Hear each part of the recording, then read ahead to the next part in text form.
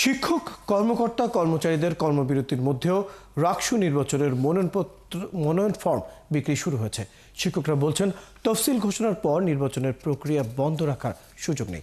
এ নিয়ে আরও বিস্তারিত কথা বলতে আমাদের সাথে যুক্ত হচ্ছেন আমাদের সহকর্মী রাশেদুল হক রুশো।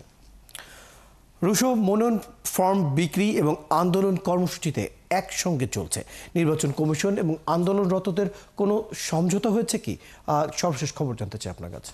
রাকসুর যিনি প্রধান নির্বাচন কর্মকর্তা আছেন তার সাথে আমি কথা বলেছি।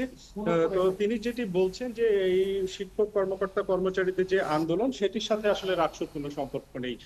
তিনি যেটি বলছেন যে রাকসুর যে তফসিল ঘোষণা করা হয়েছে সেই তফসিল অনুযায়ী কার্যক্রম চলবে। এরই ধারাবাহিকতায় আজকে থেকে যে মনোনয়ন পত্র বিতরণ বা বিক্রি যেটি বলি না কেন সেটি কিন্তু শুরু হয়েছে বেলা 10টা থেকে। তবে এখন পর্যন্ত আমরা কাউকে সেই মনোনয়ন সংগ্রহ করতে দেখিনি।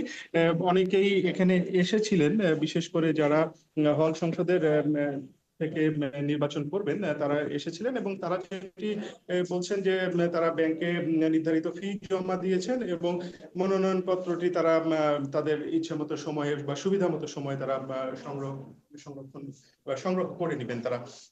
তবে যে বিষয়টি আপনি বলছিলেন যে আসলে যে শিক্ষক কর্মকর্তা কর্মচারীদের আন্দোলন সেটি নিয়ে আমরা মূলত জানতে চেয়েছিলাম প্রধান নির্বাচন কমিশনারের কাছে, অধ্যাপক এফ নজরুল ইসলাম স্যারের কাছে। তো তিনি যেটি বলছেন যে এখানে আসলে সেই কর্মসূচিকে কেন্দ্র করে কোনো সমস্যা নেই, তবে যেটি হয়েছে যে কোনো ছাত্র সংগঠনের সাথে তারা বসতে চাইছেন। আসলে কোনো ছাত্র সংগঠন এখনো যে এই রাকসুর যে তফসিল বা প্রক্রিয়া বা সময়কাল এটি নিয়ে তাদের কিছুটা দ্বিমত রয়েছে।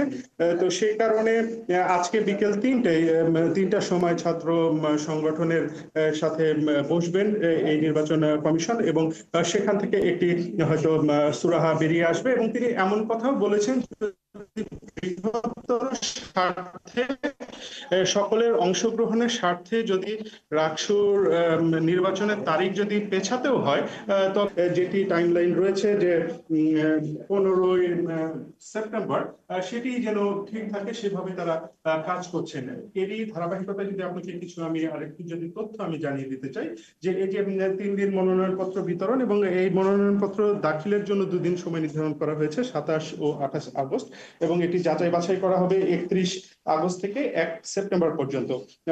এরপরে কিন্তু চূড়ান্ত যে ভোটার তালিকা সেটি 4 সেপ্টেম্বরে সেটি দিন ধার্য করা হয়েছে এবং চূড়ান্ত যে ভোট গ্রহণের তারিখ এবং ফলাফল সেটি সেপ্টেম্বরের 15 তারিখে। তো সব মিলে এখন পর্যন্ত আমরা যেটি দেখছি যে নির্বাচন কমিশন তাদের সমস্ত প্রস্তুতি মনোনয়ন বিতরণের সেটি কিন্তু তারা নিয়ে এখানে অপেক্ষমান রয়েছেন। তবে এখন পর্যন্ত কেউ যে মনোনয়ন সংগ্রহ সেটি এখন পর্যন্ত আমরা কাউকে করতে দেখিনি। রয়েল, ধন্যবাদ রাশেদুল হক রুশো। খবর রাখতে থাকুন, প্রয়োজনে আবার আপনার সাথে যুক্ত হব।